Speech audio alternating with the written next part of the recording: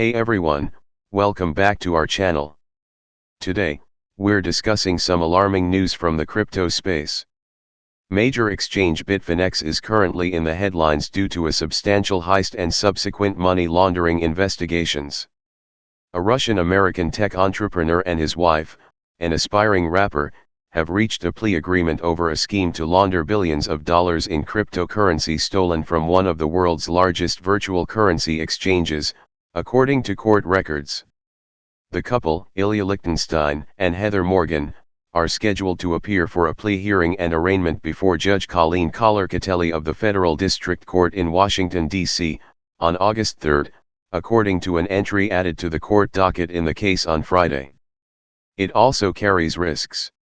As we follow these developments, we stress the importance of exercising caution when engaging with digital currencies.